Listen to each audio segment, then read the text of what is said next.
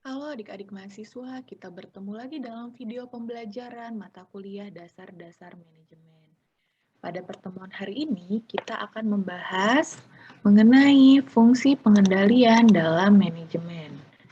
Adapun agenda pembelajaran dalam fungsi pengendalian ini meliputi yang pertama, pengertian dan tujuan pengendalian, yang kedua, asas-asas pengendalian, yang ketiga, jenis-jenis pengendalian, dan yang keempat, itu adalah proses pengendalian.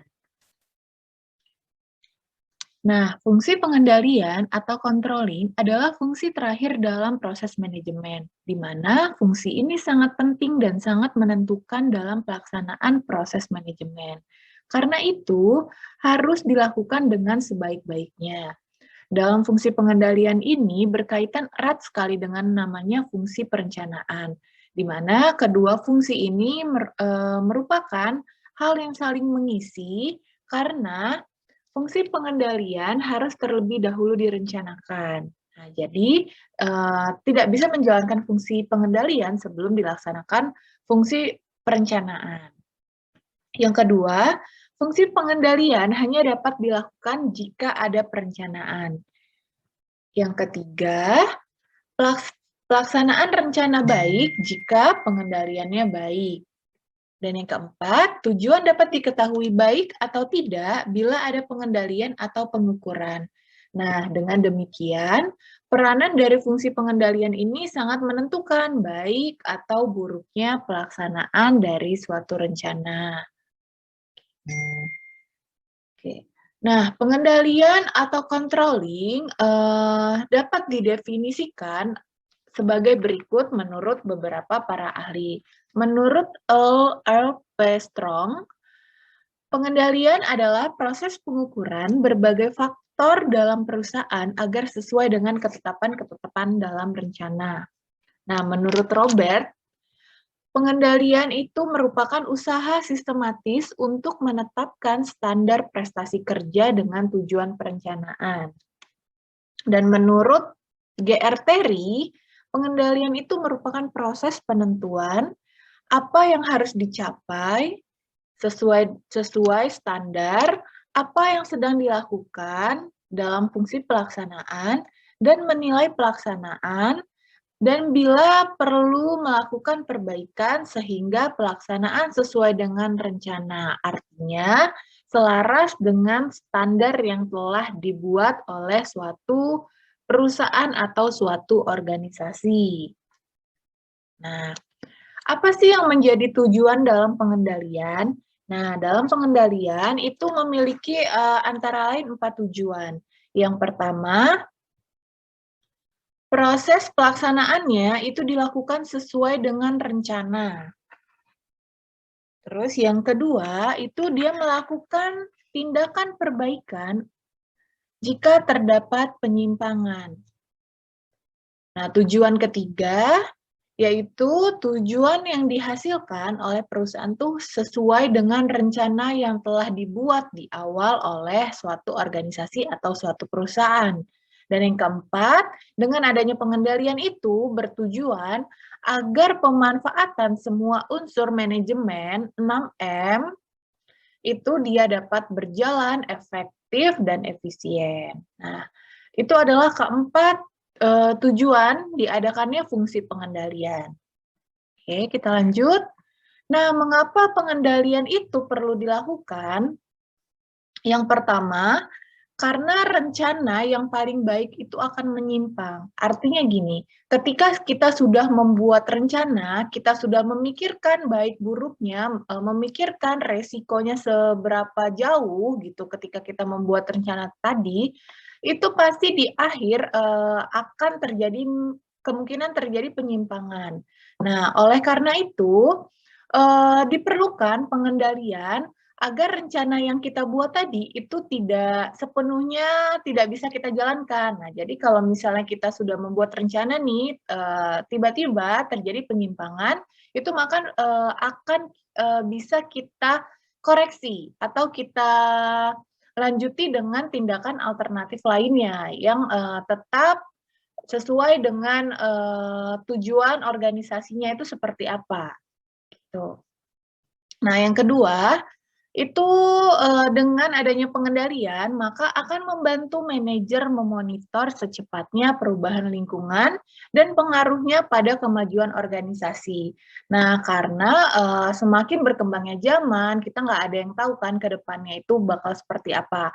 Nah, kalau dengan adanya pengendalian, itu kan akan membantu monitor untuk memonitoring misalnya terjadi perubahan lingkungan atau dia perubahan sumber daya. Nah, gitu. Jadi si manajer ini dia bisa mengambil keputusan dengan adanya pengendalian. Gitu. Terus yang ketiga itu sebagai kebutuhan delegasi dan kerja tim dalam suatu organisasi. Nah, kita balik lagi ke namanya fungsi pengorganisasian, di mana fungsi pengorganisasian itu dia ada pendelegasian, wewenang, tugas, dan tanggung jawab. Nah, ketika si manajer dia memberikan delegasi kepada bawahannya, itu tidak semena-mena manajer itu melepas tanggung jawabnya. Nah, tapi seorang manajer tuh harus melakukan pengendalian atau controlling terhadap bawahannya. Apakah misalnya tugas yang dia berikan tadi itu sudah dilaksanakan dengan baik atau tidak oleh bawahannya. Ketika terjadi masalah, itu nanti si manajer akan mengambil keputusan secara cepat untuk menangani tugas yang ia berikan kepada bawahannya. Itu makanya mengapa pengendalian itu diperlukan untuk kebutuhan delegasi dan kerja tim dalam suatu organisasi. Oke, kita lanjutkan. Nah, di sini ada pentingnya pengawasan atau pengendalian.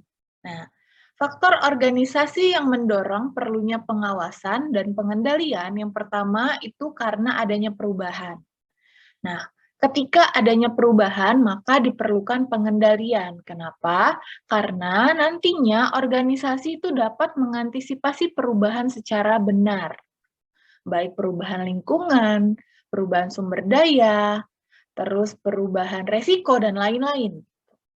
Nah, yang kedua itu jika terjadi kerumitan, maka diperlukan pengendalian. Kenapa? Karena organisasi itu harus berjalan sesuai dengan on track, sehingga nantinya organisasi itu dapat berkompetisi dengan pesaingnya. Nah, makanya diperlukan pengawasan atau pengendalian nih, agar suatu organisasi itu tetap berjalan sesuai dengan koridornya atau sesuai dengan track-nya gitu. Jadi dia bisa meningkatkan kinerjanya dan nantinya mampu berkompetisi dengan pesaing-pesaingnya. Oke. Yang ketiga, itu jika terjadi kesalahan, maka diperlukan pengendalian. Kenapa? Karena dengan adanya pengendalian, kesalahan yang terjadi itu dapat segera diperbaiki. Dan yang keempat, itu untuk membantu dalam pendelegasian. Maka diperlukan pengendalian. Kenapa? Agar berjalan secara tersistematis. Jadi delegasi yang diberikan oleh atasan kepada bawahannya itu juga perlu dilakukan pengendalian atau pengawasan dari atasan terhadap bawahannya mengenai kinerja yang telah ditunjukkan oleh bawahannya. Seperti itu. Nah, di sini ada beberapa asas pengendalian. Menurut Harold mengemukakan asas-asas pengendalian itu ada ke-13 asas. Yang pertama itu ada namanya asas tercapainya tujuan. Nah, artinya pengendalian itu harus ditujukan ke arah tercapainya tujuan, yaitu dengan mengadakan perbaikan untuk menghindari penyimpangan-penyimpangan dari rencana. Nah, artinya pengendalian itu harus melihat apa sih yang menjadi tujuan dalam suatu organisasi. Nah, jadi dalam melakukan pengendalian tuh harus melihat apa yang menjadi tujuan bagi suatu organisasi tadi. Terus yang kedua, itu ada namanya asas efisiensi pengendalian. Nah, di mana artinya pengendalian itu harus efisien jika dapat menghindari penyimpangan dari rencana sehingga tidak menimbulkan hal-hal lain yang di luar dugaan. Oke, yang ketiga itu ada asas tanggung jawab pengendalian. Artinya, pengendalian hanya dapat dilaksanakan jika manajer bertanggung jawab terhadap pelaksanaan rencana. Yang keempat, asas pengendalian terhadap masa depan. Artinya, pengendalian yang efektif harus ditujukan ke arah pencegahan penyimpangan-penyimpangan yang akan terjadi, baik pada waktu sekarang maupun yang akan datang. Yang kelima, itu ada asas pengendalian langsung. Itu artinya teknik kontrol yang paling efektif ialah mengusahakan adanya manajer bawahan yang berkualitas baik. Nah, pengendalian itu dilakukan oleh manajer atas dasar bahwa manusia itu berbuat salah. Cara yang paling tepat untuk menjamin adanya pelaksanaan yang sesuai dengan rencana adalah mengusahakan sedapat mungkin para petugas memiliki kualitas yang baik. Yang keenam, itu ada namanya asas refleksi rencana, artinya pengendalian harus disusun dengan baik, sehingga dapat mencerminkan karakter dan susunan rencana. Yang ketujuh, itu ada asas penyesuaian dengan organisasi. Artinya, pengendalian itu harus dilakukan sesuai dengan struktur organisasi. Nah, misalnya, contohnya, jika dalam suatu struktur organisasi, pada top manager, maka top manager itu dia melakukan pengendalian kepada middle manager. Nah, begitu juga sebaliknya nih, middle manager dia melakukan pengendalian terhadap lower manager. Jadi dia berdasarkan dengan susunan organisasinya, itu seperti apa. Oke, yang kedelapan, ada asas pengendalian individu. Artinya, pengendalian dan teknik pengendalian harus sesuai dengan kebutuhan manajer. Teknik pengendalian harus ditujukan terhadap kebutuhan-kebutuhan akan informasi setiap manajer. Nah, ruang lingkup informasi yang dibutuhkan itu berbeda antara satu sama lain tergantung pada tingkat dan tugas manajer itu seperti apa. Oke, yang kesembilan, itu adalah asas pengendalian terhadap strategis. Artinya, pengendalian yang efektif dan efisien itu memerlukan adanya perhatian yang ditujukan terhadap faktor-faktor yang strategis dalam suatu perusahaan. Yang ke-10, itu ada asas kekecualian. Artinya, efisiensi dalam pengendalian membutuhkan adanya perhatian yang ditujukan terhadap faktor kekecualian.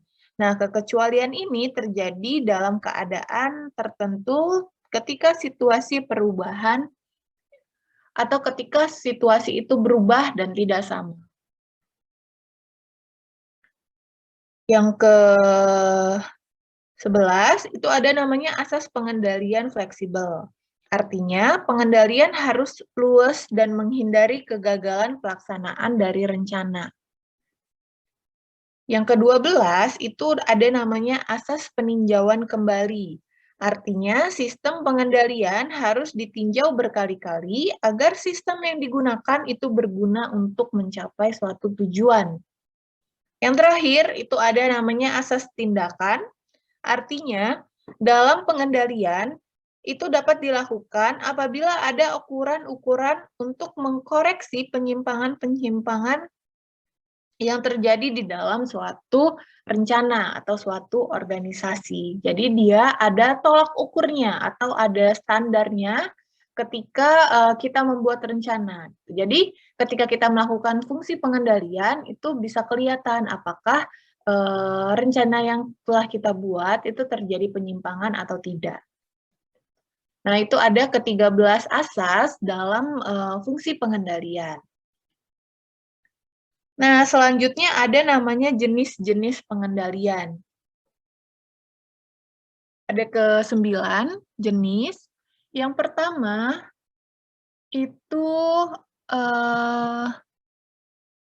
pengendalian karyawan. Nah, pengendalian ini ditujukan kepada hal-hal yang berhubungan dengan kegiatan karyawan.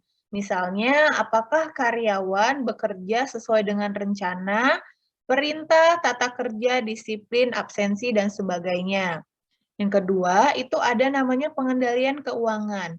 Pengendalian ini ditujukan kepada hal-hal yang menyangkut keuangan, tentang pemasukan dan pengeluaran, biaya-biaya perusahaan termasuk pengendalian anggarannya. Yang ketiga, dia ada namanya pengendalian produksi. Nah, pengendalian ini ditujukan untuk mengetahui kualitas dan kuantitas produk yang dihasilkan, apakah sesuai dengan standar atau rencananya. Yang keempat, itu pengendalian ini ditujukan kepada penggunaan waktu. Artinya, apakah waktu untuk mengerjakan suatu pekerjaan sesuai atau tidak dengan rencana. Yang kelima, itu ada pengendalian teknis. Nah, dalam pengendalian ini ditunjukkan kepada hal-hal yang bersifat fisik, yang berhubungan dengan tindakan dan teknis pelaksanaan. Yang keenam, ada pengendalian kebijaksanaan. Dalam pengendalian ini ditujukan untuk mengetahui dan menilai apakah kebijakan-kebijakan organisasi telah dilaksanakan sesuai dengan apa yang telah digariskan. Dan yang ketujuh, ada pengendalian penjualan. Dalam pengendalian ini ditujukan untuk mengetahui apakah produksi atau jasa yang dihasilkan terjual sesuai dengan target yang ditetapkan. Yang kedelapan adalah pengendalian inventaris. Nah, dalam pengendalian ini ditunjukkan untuk mengetahui apakah inventaris perusahaan masih ada semuanya atau ada yang hilang. Yang kesembilan, itu ada pengendalian pemeliharaan. Nah, dalam pengendalian ini ditunjukkan untuk mengetahui apakah semua inventaris perusahaan dan kantor dipelihara dengan baik atau tidak. Jika ada yang rusak, apa kerusakannya? Dilihat apakah peralatan tadi misalnya masih bisa diperbaiki atau tidak. Seperti itu. Nah, ini ada ke-9 jenis pengendalian. Oke. Nah, selanjutnya ada namanya proses dan cara-cara pengendalian. Proses pengendalian itu dilakukan secara bertahap melalui beberapa langkah berikut. Yang pertama itu dia menentukan standar-standar yang digunakan dalam pengendalian. Nah, jadi menetapkan standar dan metode apa sih yang digunakan dalam pengendalian. Nah, idealnya sasaran dan tujuan yang ditetapkan dalam perencanaan itu dinyatakan dalam istilah yang jelas, dapat diukur dan jelas batas waktunya. Jadi ada standar dan tolak ukurnya dalam proses pengendalian. Yang kedua, yaitu mengukur pelaksanaan atau hasil yang telah dicapai. Nah, ini pengukuran prestasi apa sih yang telah dicapai? Nah, pengukuran prestasi itu dia merupakan proses yang berulang-ulang dan berlangsung secara terus-menerus. Nah, dalam pengukuran prestasi itu digunakan untuk menetapkan apakah prestasi kerja sesuai dengan standar. Nah, selanjutnya langkah termudah dalam proses pengendalian karena dia hanya mengukur nih bagaimana prestasi yang dihasilkan oleh suatu kelompok gitu atau suatu tim kerja. Gitu. Nah, jika terjadi kesalahan itu maka akan segera mengambil tindakan korektif gitu. Nah, tindakan korektif ini akan penting bila prestasinya lebih rendah dari di bawah standar. Artinya tadi setelah kita lihat bagaimana kinerja perusahaan, bagaimana kinerja organisasi, apakah dia di bawah standar, itu maka harus dilakukan namanya tindakan korektif. Nah, proses pengendalian untuk pengukuran prestasi itu, jika tidak melakukan apa-apa, maka perlu dianalisa kembali nih, kira-kira pengendalian apa yang bisa dilakukan ketika prestasinya itu tidak menunjukkan hal yang baik, gitu, atau tidak bisa melakukan apa-apa. Oke, selanjutnya ada cara-cara pengendalian. Nah, jadi seorang manajer itu harus mempunyai berbagai cara untuk memastikan bahwa semua fungsi manajemen itu dapat dilaksanakan dengan baik. Nah, hal ini dapat diketahui melalui proses kontrol dan pengawasan. Cara-cara pengendalian atau pengawasan dapat dilakukan sebagai berikut. Yang pertama itu ada pengawasan langsung, yang kedua ada pengawasan tidak langsung, yang ketiga ada pengawasan berdasarkan kekecualian. Nah, dalam pengawasan langsung adalah pengawasan yang dilakukan sendiri secara langsung oleh seorang manajer. Nah, jadi manajer itu memeriksa pekerjaan yang sedang dilakukan oleh bawahannya untuk mengetahui apakah pekerjaan yang dilakukan itu dengan benar dan hasilnya sesuai dengan apa yang dikehendakinya. Keuntungan dengan diadakannya pengawasan langsung itu adalah manajer itu dia melakukan kontak langsung. Jadi sehingga menciptakan hubungan yang baik antara atasan dengan bawahan. Tuh. Nah, yang kedua itu bawahan akan merasa puas ketika sedang diperhatikan oleh atasannya. Nah, yang ketiga, akan tertampung sumbangan pikiran dari bawahan yang mungkin bisa berguna bagi kebijaksanaan selanjutnya, karena hubungannya secara langsung antara atasan dengan bawahan. Nah, kerugiannya itu adalah waktu seorang manajer itu lebih banyak tersita, sehingga waktu untuk pekerjaan lainnya berkurang. Yang kedua, itu dapat mengurangi inisiatif para bawahannya karena para manajer merasa bahwa atasannya itu selalu mengamatinya. Maksudnya gini, inisiatif bawahan itu selalu berkurang karena si para karyawan atau para bawahan itu dia merasa pekerjaannya itu selalu diawasi, jadi dia merasa tidak bisa berkembang, tidak bisa menunjukkan kreativitasnya, gitu. Jadi inisiatif bawahannya itu semakin berkurang. Nah, yang ketiga, ongkosnya semakin besar karena adanya biaya perjalanan dan lain-lain. Artinya, ketika manajer itu dia melakukan pengawasan langsung, itu kan dia membutuhkan waktu, tenaga, gitu. Yang akan disediakan oleh atasan kepada bawahannya. Gitu. Nah, bentuknya dalam pengawasan langsung itu antara lain inspeksi langsung, observasi di tempat, dan berupa laporan. Oke.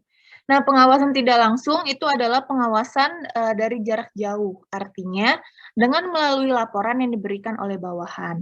Nah, dalam laporan ini dia bisa dapat berupa lisan atau tulisan tentang pelaksanaan pekerjaan dan hasil-hasil yang telah dicapai.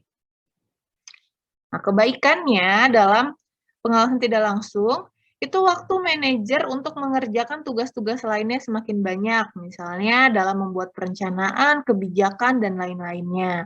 Terus biaya pengawasan relatif kecil.